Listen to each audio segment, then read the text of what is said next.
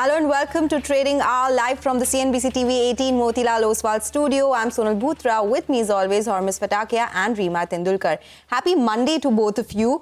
But looks like the fall that we've been seeing last week continues today as well so far. In fact, we are below that 25,100 mark.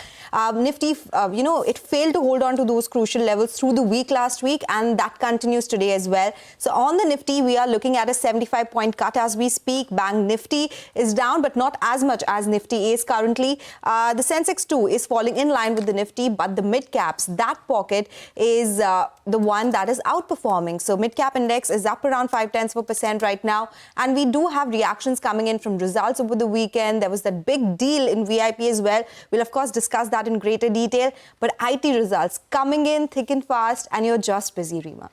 Indeed. I was reading, I think 32% of the IT companies will be reporting, not IT companies, of the Nifty companies will be reporting their numbers, and 10 of them are from the Nifty pack. So Reliance, big banks like HDFC Bank, ICICI Bank, Axis Bank, we're including the weekend also on the IT front. It's HCL Tech, Wipro, Tech Mahindra, all these companies will be reporting numbers this week. So it's going to be an important week which sets the tone for the earnings season. But I must say, looking at the global markets, Nikkei has recovered 300 points from the day's low. Kospi is up 0.75%. Anyway, it was in the green, but the Korean markets are higher. Hang Seng is up close to about 0.25%. So despite all this trade uncertainty, the big numbers in EU, Mexico, markets on the whole are very, very well behaved. They're absolutely shrugging off, at least the tariff news. Yeah, it's for the US, it's for Wall Street to decide what priority it wants to lend to Donald Trump's tantrums, because he's done this before in April, he's done this again last month, now he's planning to do it on the 1st of August again, and then in the 1st of August he might just turn up and say, I'll do it on the 1st of September. Nobody's going to really challenge that. So it's still, the Dow futures are down 200. You mentioned Nikkei. It was also because of the Bank of Japan planning to raise their inflation forecast going forward. So that is what has sparked the recovery in the Nikkei. But the markets for now, well, 25,100 on the Nifty, where 25,041 is the intraday low. That's the level that the bulls would fight to protect over the course of the day. But as Sonal was highlighting, plenty of earnings reactions. Anand Rathi Wealth continues to build on Friday's gains, now 7.5% higher on that stock. And a lot of very, very heavy moves in pharma names. Look at Newland Laboratories, 11% higher on that stock.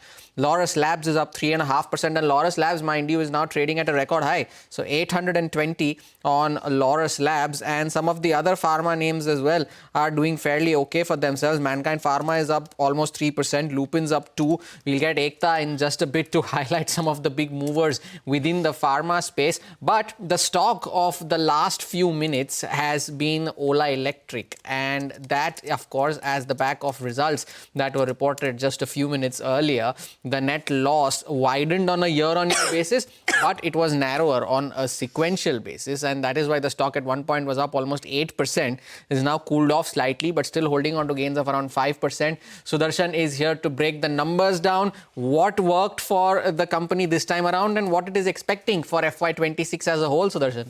So what a move the stock has seen after company has announced earnings for Q1 of FY26. But ahead of the earnings, the stock was down more than 50% in 2025 and more than 75% from the record high that stock had hit in August of 2024. So how was the earnings in Q1 of FY26? In one line, if I can say, the earnings have improved on a sequential basis, but year-on-year earnings remain weak. Now talking about the main numbers, net loss has come in at rupees 428 crore against 870 crore that company had reported last quarter. So the losses have narrowed. But the same quarter last year, loss was of rupees 347 crore. So from that level, it has sharply increased. Similar trend is seen in revenue front as well. Revenue has come in at 828 crore versus rupees 611 crore on a sequential basis, and versus rupees 1644 crore in the same quarter last year. Gross margin has seen a sharp improvement. It has come in at 25.8% versus 13.7% on a sequential basis, and versus 18.4% in the same quarter last year. Now, what is management saying? It's saying that auto segment has delivered on Q1 FY26 guidance, and it has turned EBITDA positive in the month of June. One concern like all the other auto companies, when Ola Electric has raised, that is of rare earth magnet. It's saying that rare earth is a major long-term risk for the auto sector, but for the short term, company remains covered. Now, the reason the stock has seen a sharp recovery intraday after the earnings is mainly because of FY26 guidance. Company is saying that auto business will be EBITDA positive from Q2, and gross margin currently, which is around 25 to 26%, it's expecting that by the end of FY26, gross margin will improve and be in the range of 35 to 40%. Volumes are seen at 3.25 to 3.75 lakh units by the end of FY26. In FY25, company had reported volume of 3.59 lakh units. On revenue front, it's seeing a decline of 7% or growth of 4%. So revenue for FY26 is seen in the range of 4,200 to 4,700 crore. And full year EBITDA, company is expecting that it will be in the positive trend, and it's expecting to be above of 5%. And revenue growth, as I told you, minus 7% to plus 4%. So more than earnings for Q1 FY26, stock has seen a sharp recovery, mainly because of positive guidance that company has given for FY26. Okay, all right. Thank you so much, Sudarshan, for joining us with those important details. The Ola Electric stock spiked. It's still up 5.5%, but has come off from the highs of the day. The other stock on our radar is Divi's Labs. That stock is under pressure. Ekta is joining us to tell us what's happening here, though the stock has recovered from the lows again. Ekta. Well, yes, Divi's is in focus because pharma company MSN has won the patent litigation with regards to Novartis's blockbuster heart failure drug Entresto. Now, what this means is that basically the generic version of this particular drug, Entresto, can be launched in the US market by MSN in July itself. What is the impact on Divi's? Entresto's API is expected to be the largest product in Divi's innovator custom synthesis portfolio. So they are supplying the API to Novartis for their particular drug, which is now going to see generic competition. It is estimated to be contributing as much as 40% of their custom synthesis revenue and estimated to account for as much as 20% of the overall company revenue. Brokerages such as IIFL have said that over the next year, Divi's could see a potential 12 to 13% decline in the annual EBITDA. Remember that the stock is already trading at very heavy valuations. So IIFL points out it's currently trading at around 58 times FY27 and 40 times FY27 EBITDA. And hence, it is probably pricing in a lot of the optimism around GLP-1 and CDMO opportunities going forward. However, considering that this news has been going back and forth a lot, Divi's Labs, possibly a lot of the analysts say, has factored in a lot of the bad news when it comes to Entresto already. Okay, but no doubt there is going to be an immediate earnings hit as cheaper generics enter the market, and the company will need new growth drivers. But not a big fall, as Ekta explained. Let's talk about the other pharma stocks which are in the news, Ekta. Well, yes, I'm looking at Wockhardt, which is in focus because Wockhardt has exited its US generic business. It will now shift focus to the new antibiotic discovery and the biologicals portfolio in insulin. So the FY25 US generics posted a loss of around $8 million, and Wockhardt has now filed for voluntary liquidation. Glenmark is in focus because the Indore facility received a warning letter. And hence, it's in focus on account of that. Okay, we take that point, Ekta. Thank you so much for joining in and take care of yourself. But let's talk about the other big news. SEBI has confirmed Jane Street confirming depositing that big amount in an escrow account. Hormuz is telling us about all the details here. Hormuz. You know, it was in line with what the SEBI had ordered on the 3rd of July in that interim order that they had put out, that these unlawful gains, what they had alleged them to be, were 4843 crore.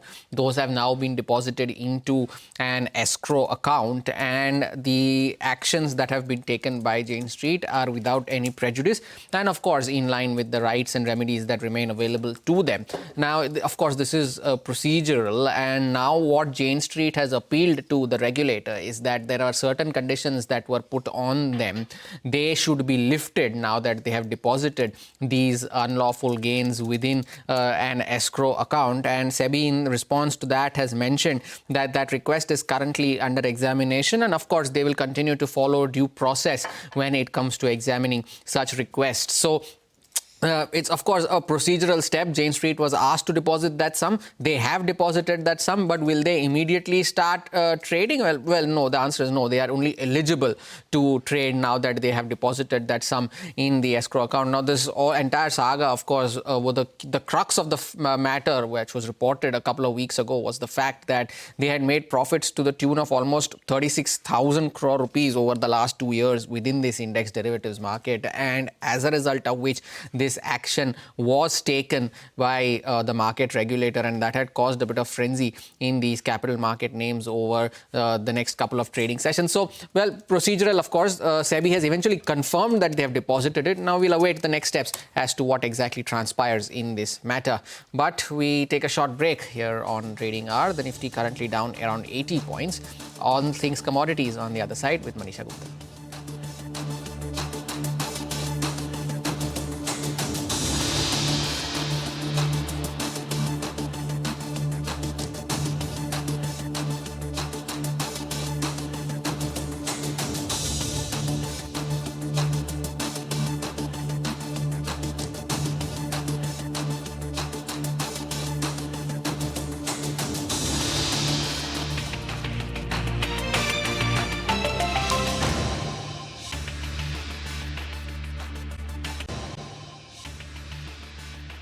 Welcome back. Shifting focus to the commodity space, Manisha Gupta is joining in, and today we put the spotlight on crude prices, Manisha. Well, yes, commodities across board are seeing some support, and so is the crude oil prices, holding around that $69, $70 a barrel mark. And we're holding gains, by the way, from the 2% of a surge that we saw on Friday itself. Well, the prices did gain 1.6% in the previous week, which was a second weekly gain coming in for the crude oil prices. For the year, though, we still are trading into the negative by 5%. That is because the markets believe that going forward, by the time it's the last quarter of this year or the first quarter of 2026, you could be looking at higher supplies. But the prices are in support right now, and that is because of immediate supply tightness. The other thing is also about summer demand in US, which now seems to be picking up. And then it also has to do with higher refinery runs. The crude oil prices also are taking support, as the US could be putting an additional restrictions or even sanctions on Russia, is what the US president has been saying. And it's not just about US. The European Union also has been saying that they could be announcing 18th package of sanctions on Russia, and that could happen as early as this week itself. That seems to be adding some premium to prices. Take that point, Manisha. Thank you so much for joining us with all those details. With that, we'll slip into a break, but remember to tune into the all-new CNBC TV18 Prime, bringing you insights from policymakers, business leaders and economists shaping both the world and India's future. CNBC TV18 Prime decodes global shifts and their impact on Indian businesses, giving you unparalleled insights. Tune into CNBC TV18 Prime at 12 noon for the Global Reset, at 1 p.m. for the Big C, and Global Lens at 8:30 p.m.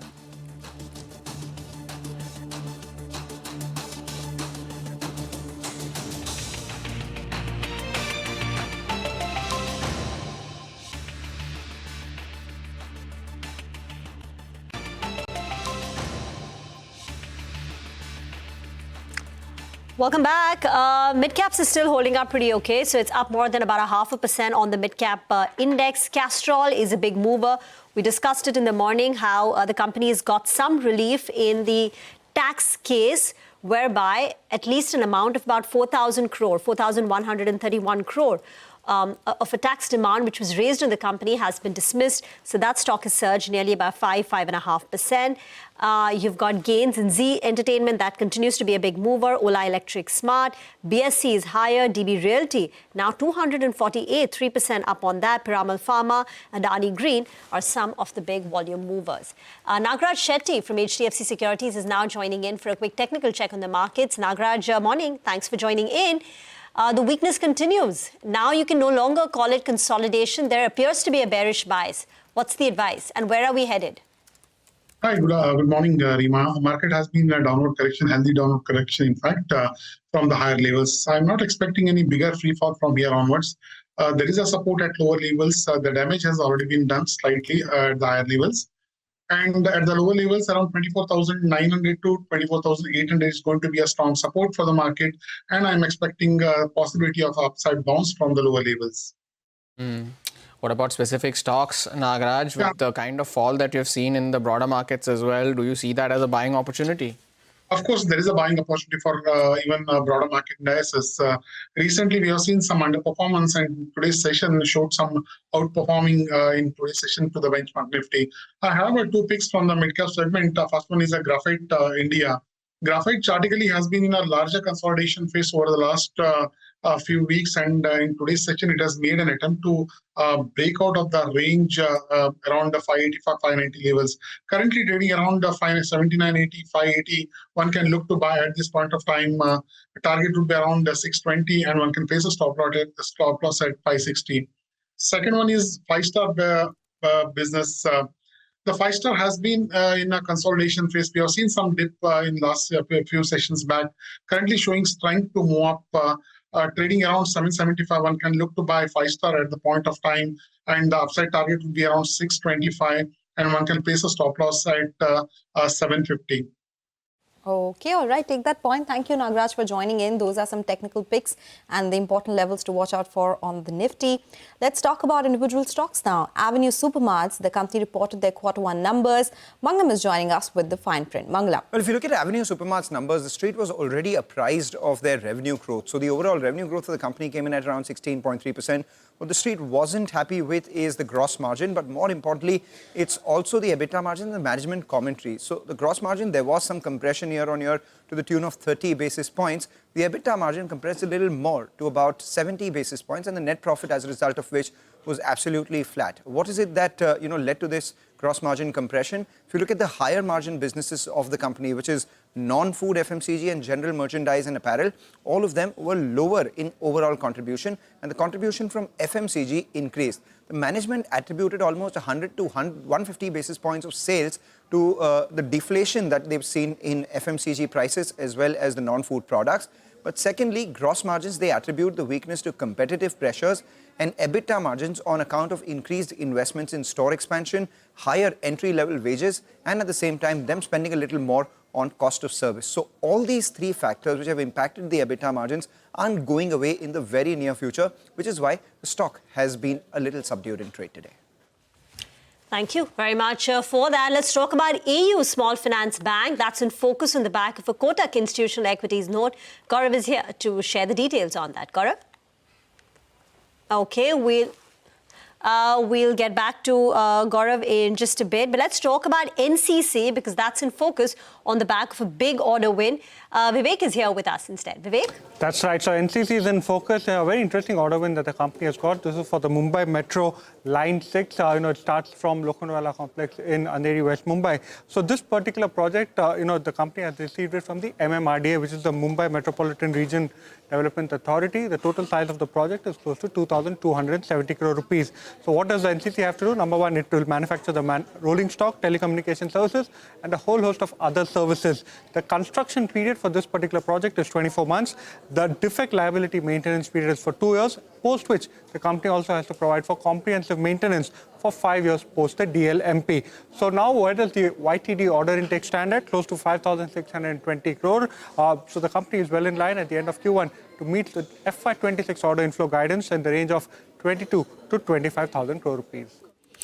Interesting, Vivek. Thanks a lot for that. NCC off the highs of the day as of now after that order win. But Gaurav is now joining in for that Kotak note on AU Small Finance Bank. A downgrade coming in, Gaurav, from Kotak. Well, yes, AU Small Finance Bank is currently under pressure, and the reason being that Kotak Institutional Equities has downgraded the stock to sell while increasing the target price to 700 rupees. Now, what they have written is that it is actually constructive for the business. What they are saying is that in FY25, we have seen business suffered because of the unsecured segment, but in FY26, this picture will turn as per Kotak. In fact, what they are saying is that if the environment remains favorable, AU Small Finance Bank can actually outperform its peers, and that is the reason they have actually upgraded the target price. But what remains a pain point is that the valuations right now. What they have highlighted is that in the recent days, we have seen a sharp rally in AU, and that is the reason, if you look at the risk reward, they believe that it is not favorable for investors, and that is the reason they have maintained, or rather give a rating of sell.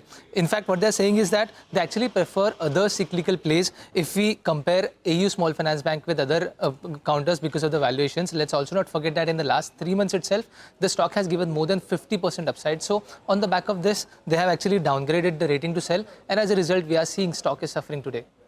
All right, we can see that in the stock price, 1.5% lower. Thank you so much, Gaurav, for joining us with all those details. With that, we'll slip into another break. Up next, we'll discuss the market fundamentals with Christy Mathai from Quantum AMC. Stay tuned for that conversation.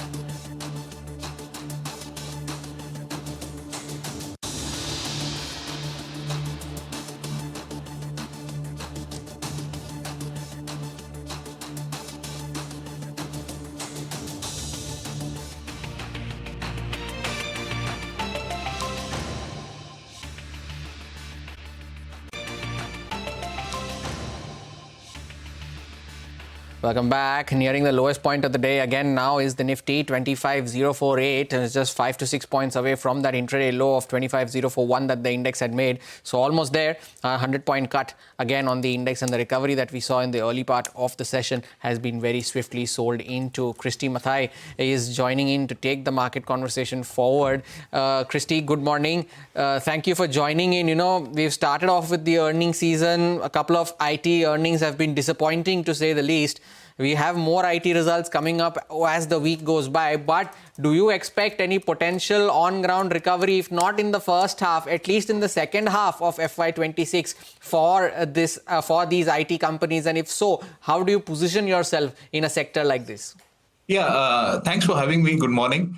So clearly, if you were to just go by the last couple of quarter results, things are not improving as people would have expected. There was earlier this year, there was a expectation of recovery, but that has not come through, thanks to what you have seen in the US and other geographies owing to, the Trump tariffs and so on and so forth, which is creating some bit of, uncertainty in the minds of the IT spenders, which is the large Fortune 500 companies as you see it. So, it is very difficult to call out when could be the recovery, because you see most of the IT companies themselves, faltering on that sort of analysis. But perhaps next year, what we can see is, it's been almost since, the COVID, boom that we have seen in IT spending has been almost about 2 years where the IT services spend has been pretty subdued. And if you were to really look at the fundamental factors, the on-site offshore proposition that, many of the Indian IT services enjoy, has that gone away? Clearly, the answer is no. Execution at scale, that also remains pretty relevant. Even now, we have seen fairly large deals, high ticket size deal signings also happening, in the past few quarters. So some of these propositions still remain very relevant. And at some point in time, that discretionary spend has to come up, and we wouldn't be able to pencil in whether it'll happen in the next 2 quarters or perhaps in the first half of next year. So we are pretty patient on this pocket because, if you were to look at the overall scheme of things, IT still looks, from most parameters, pretty reasonably valued in this environment. So are you overweight or neutral on IT right now, and the distinction between large caps and mid caps? Yeah, so our allocation versus the indices is on the higher side, compared to whichever index that you look at. And mostly it would be in the large cap pockets that we would be deployed owing to liquidity considerations. Do you think ER&D has bottomed out? The likes of Tata Elxsi, Tata Tech, LTTS, where we've seen the biggest valuation derating? Right. So, see, some of these companies carry risk owing to concentration in specific sectors, be it auto, be it some other sectors. So when those sectors are going through some issues, as you would see it, if you are overtly exposed to that, you will see those companies suffering. And that we think is happening because they sort of have enjoyed the last 2-3 years of fairly good growth in the auto growth owing to EV shift or some other sectors. So broadly, if you're overexposed to certain themes, when that sector is going through a turmoil, you will have issues. So from our perspective, we still think these sectors, there is some downside left in that whole ER&D pack, and the valuation do not really capture that risk. Okay. Christy, you want to tell us what is the portfolio positioning? So on IT, you're slightly overweight. Where else are you overweight and even your underweight positioning right now? Right. So we are pretty positive on the financials pack. Clearly, on the private sector banks, that remains a fairly large holdings. In the past few years, what you have seen, they have not really participated in the rally, the market rally. But broadly now, with the environment becoming more conducive, owing to some of the RBI intervention, things are looking up. The credit growth, the deposit growth still is pretty stagnant, but we are hopeful towards the H2 there should be some recovery. That remains a large pocket. And also we are exposed to some of the saving themes. We have allocated large chunks in insurance, both general and life, and some of the capital markets play as well, though we are very careful on an exposure there.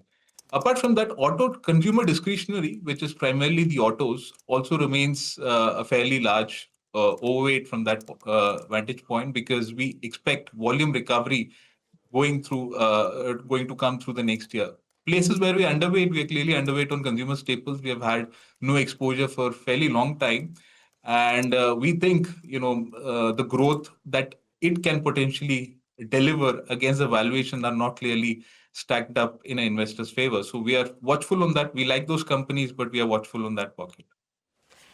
Christy, we'll have to leave the conversation here for now. Thank you very much for joining in. That's Quantum AMC. We'll get into a break, but don't go anywhere, because on the other side is the big interview for the day. The management of VIP Industries will join in to talk about the promoter stake sale. Stay tuned.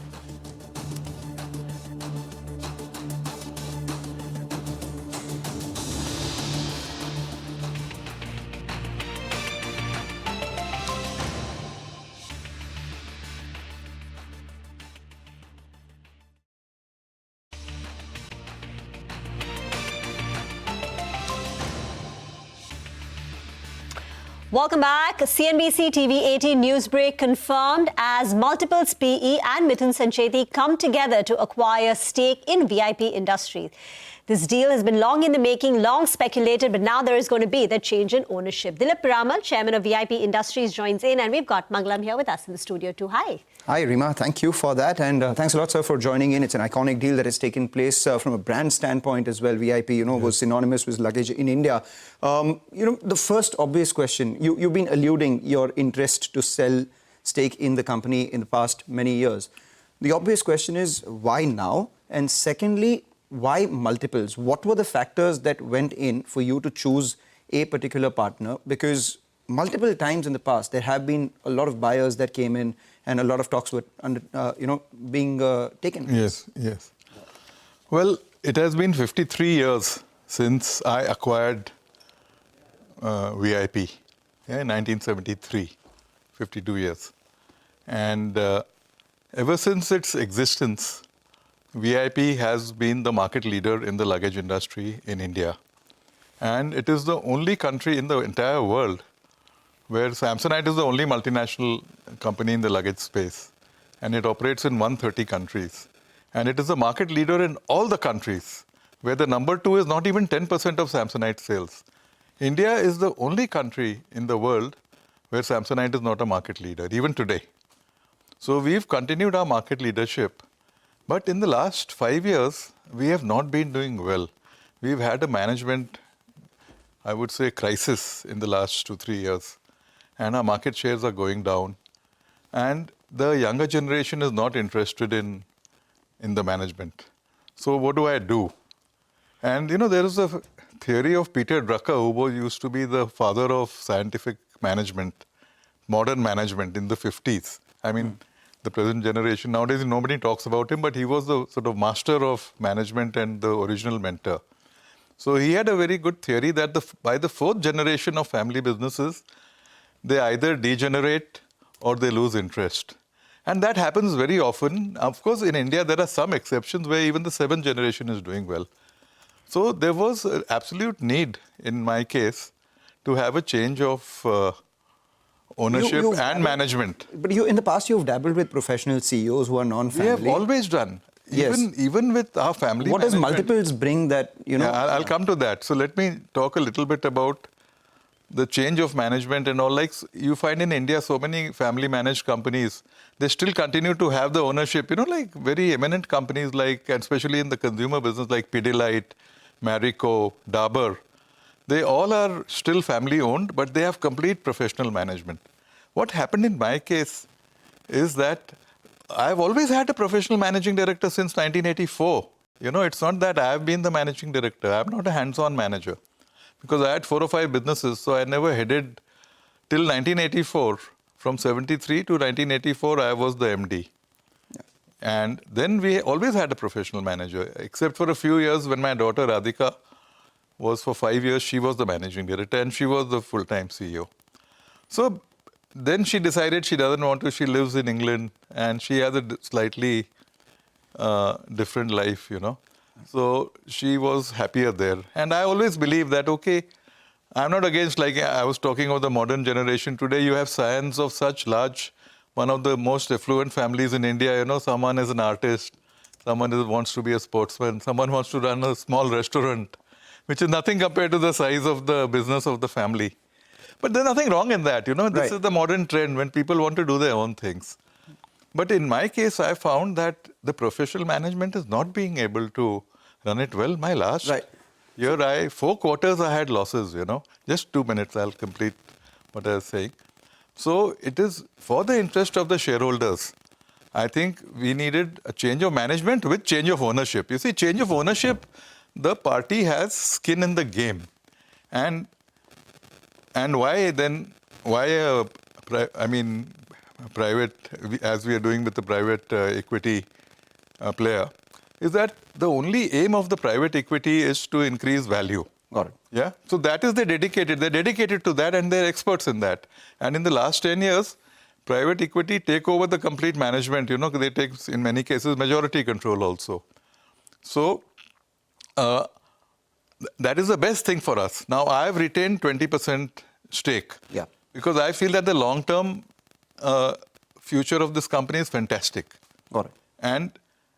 And who will do it better than private equity? Because all their objective is to increase value. Get that. So two-part question. Yeah. And one, what are the imminent changes that, immediate changes that multiples needs to make for the business to go back to its glory days? And secondly, the 20% stake that you've kept for yourself. Is there an exit for that? Is there a right of first refusal for multiples and the others for that? How long do you intend to hold on? As far as, see, what are the management changes and all, I'm not going to suggest anything. Got it. Because that is multiples task. Got it. In fact, I'm not going to be on the board also. Got it. They've offered me a chairman emeritus position, which is an honorary position. And like, whenever they want my counsel advice, I'm always there. But it is very clear that they have to run the company. So I'm not going to give any unsolicited advice. And the 20% that you have? That will be mine. Yeah, but do you have any, Yes. So I have one right to appoint one director. And most likely I will put my wife there so that there is somebody from the family, the Piramal family is represented. And I have full confidence that they will run a good show. And is there a tenure for which you intend to hold this and for them? There is a clause that as 20%, I am still designated as a promoter of the company. So in a period of 5 years, not before 5 years, but after 5 years, I am required to bring down my stake to under 8%. Got it. And after that, then under 10%, I'm no longer a promoter, but they've put that figure at, we negotiated a figure of 8%. And then I'm free to... And have they committed that they will buy that stake, or you have been open to... I think there is some right of first refusal and all. All right. And is there a price to that? No, that will be at the market price, but the price to first refuel is, I'll try to sell obviously at the highest rate. Right. But they have a right of first refusal, you know. You know, the VIP share price, if we look at it, at peak it has been over 700 rupees as well. And the business was doing extremely well. I'm sure you had a lot of buyers that time as well. What is it that prompted you to sell it at 388 as against the 700? Because the intent was there for a while. When that is the sort of tragedy. 2 years ago, the share price was 700, market cap was 10,000 crores. And we got an offer for that price. But my management at that time felt that in 6 months or in 1 year, the share price will go up by 50%. If not, and in 2 years, even 100%. Unfortunately, that hasn't happened. So in the last 2 years, the share price has been going down. So now I was very, insecure that we are a downward vertical spiral, you know.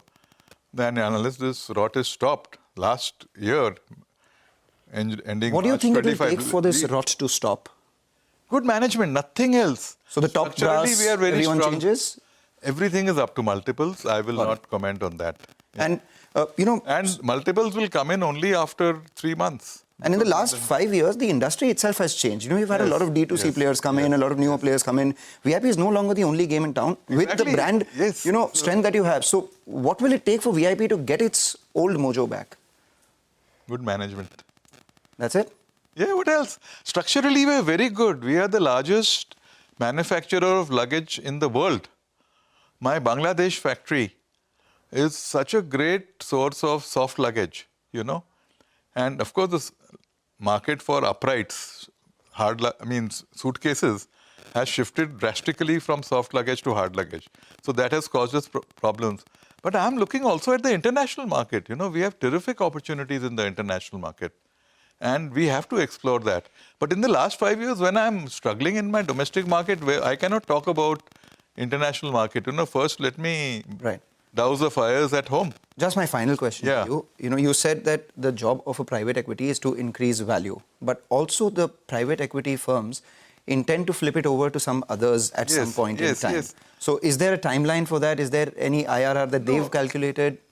And what if they sell to some of the adversaries? I'm not going to answer any questions on behalf of multiples. You have to do a separate interview with them. Got that. Okay? But usually how private equity firms work, and why is that this model so suitable for me? Because they are there for 5 to 7 years. You know, usually 5 to 7 years is their term. Got it. And they have to increase the value in 2 or 3 times.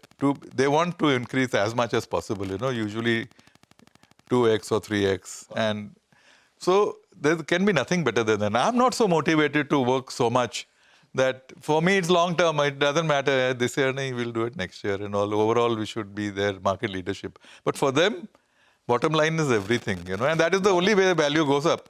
So it's a very good fit for me. You know? Take that point. Thank you so much for taking the time out and joining us in our studios, but also an important deal. We wish you good luck, your family good luck, and hope that multiples does bring multiples in terms of growth for the company itself from here on. Thanks a lot, Rima. Thank you very much for this interaction. It was wonderful to listen to it. Get into a break. On the other side, we'll put the spotlight on tech. Today, HCL Tech and Tata Tech will be reporting their numbers. We'll get you the key expectations.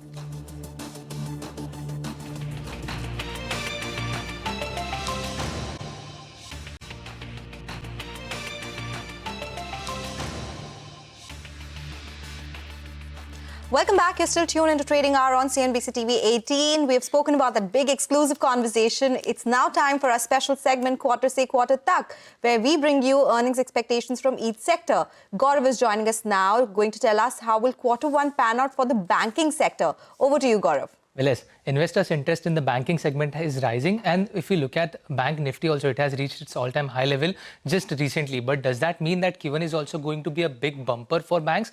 Well, there are two factors to consider. First, let's talk about RBI has delivered around 100 basis point of rate cut, and second is that when we look at the system loan growth, that has come down to 9.6% versus what it was at 20% just a year ago. So, considering all these factors, when we look at the risk, there are two risks for banks in this quarter specifically. First is that the slowdown in the loan growth, and second is that the slowdown in net interest margins. First, let's talk about the loan book growth. From the provisional updates so far we have seen this slowdown was quite evident, with from large sector and mid-segment bank, we have seen banks like Kotak Mahindra Bank, Karur Vysya Bank, Bank of Maharashtra actually outpacing. But on the other hand, we also had IndusInd Bank, Union Bank, who reported very weak set of numbers. When we look at Small Finance Bank, the same trend was evident, except for AU Small Finance Bank. All the other Small Finance Bank who reported their provisional numbers actually reported a very weak set of numbers if we compare it with its overall growth for the last few quarters.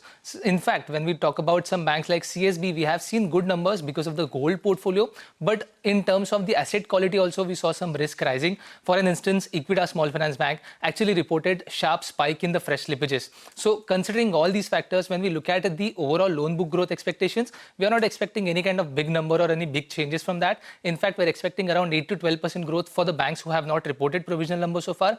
When we talk about asset quality, there also we may see a little bit of concerns, because when we talk about the overall slippages, in Q1, slippages are usually heavy for the banks, and that is the reason there are a few banks which are on our radar in the likes of ICICI Bank, HDFC Bank, SBI, where we will be watching out on slippages. In terms of credit costs also, as we mentioned earlier, there are some banks who are shifting their focus more on the secured segment, and these are the banks where we may see some changes in the credit cost, and credit cost is likely to remain higher in the likes of Bandhan Bank, RBL Bank, even in IndusInd Bank. And talking about all these factors, if we talk about net interest margins now, we may see some pressure building up in net interest margins as well. In fact, we're estimating 8 to 30 basis point of impact on net interest margins across the segment. There are a few banks to highlight. So we, in the likes of SBI, Bank of Baroda, Axis Bank, we may see this net interest margin impact of around 10 basis point. For the larger banks like HDFC, ICICI, and also like mid-sized banks like Federal Bank, we may see this impact somewhere in the range of 15 to 20 basis point. And for the banks where we are seeing higher unsecured mix, because these banks are shifting more towards a secured mix, we may see this impact going as high as 20 to 30 basis point. In fact, when we talk about IndusInd Bank, there was a one-off impact, and that is the reason why in this quarter specifically, we will see some kind of increase in the net interest margins of 70 to 80 basis point. But again, if we compare it with its all-year average, it will be lower. Lastly, when we talk about overall earnings, so there also we are not expecting any kind of big jump. When we talk about PSU banks, we may see a healthy number on a year-on-year basis in terms of EPS growth. But for the larger banks like HDFC and ICICI Bank, we may see this number somewhere remaining in the single digit. In fact, when we talk about some banks with higher exposure in unsecured, like Bandhan Bank, RBL, we may see this fall as high as 20%. And for IndusInd Bank, again, we will be seeing this fall somewhere in the range of 40 to 50 basis point in terms of EPS. But does that mean that banking sector and banking stocks is losing its shine? Well, not likely, because what now analysts believe is that this pain is going to remain only for first or second quarter. From second quarter onwards, we will see some pickup in net interest margins. In fact, Macquarie in its recent note also highlighted that in FY27, we will see margin recovery, and at the same time, private sector banks' EPS can grow at around 15% over the next 3 years. So definitely Q1 is going to be painful as per expectations. But from here on, there are multiple tailwinds, and on the back of this, we will be watching out on this sector. Thank you. Very comprehensive. So banks could see some short-term pain. For IT, the question is, there is pain, no doubt, in Q1. We saw that in the case of TCS with a more than 3% drop in the top line. And for HCL Tech as well, which reports numbers post-market, we are expecting a drop of more than 1% in the company's constant currency revenue growth. When there is no top line, margins get compressed, so margins are likely to decline. Now, the question is on their guidance, because TCS doesn't give you a guidance. HCL Tech does. HCL Tech's guidance stood at 2 to 5%. Can they raise the guidance? Some analysts believe at least the lower end of the guidance can be revised higher, but that's unlikely to be a positive signal. It could be ignored by the guidance. So 3 to 5% guidance from 2 to 5 is unlikely to move the needle too much. But what the company says on discretionary demand, spending, outlook, hiring will be tracked very closely. But again, Q1 is expected to be weak. All the more reason to keep an eye out on HCL Tech's numbers, particularly after what TCS delivered. But what about Tata Tech, Reema? That too comes out with numbers today. And you know, this stock has seen such a fall, 30% down in the last 1 year.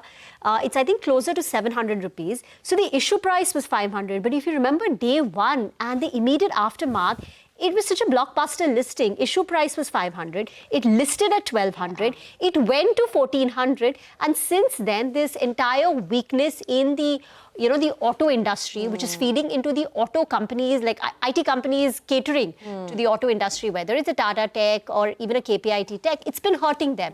So this time, revenues are expected to decline 6.5%. We need to edit that. It's a minus 6.5% drop in the company's revenues this time. And the problem is that even some of their main anchor clients, whether it's Tamo, JLR, they are hurting. Sales are getting impacted, and plus there is the tariff issue. Now, the only thing is, when we spoke to the management post the prior quarter's numbers, they're still aspiring for a double-digit revenue growth. But it's such a weak start to Q1, so is that even possible? They also told us that they're bullish about Q2 and a strong H2. They acknowledged Q1 is going to be weak, but they were confident about things improving, but the uncertainty is still lingering on. So, I think we're going to quiz them on that guidance, right? What you shared last time, the optimism that you held out 2 months back. Will that continue? Where does that stand right now? We'll watch out for that one for sure. Tata Tech, an important number that will be on our radar today. But with that, we have completely run out of time on this edition of Trading Hour. But do stay tuned. Halftime Report is up next.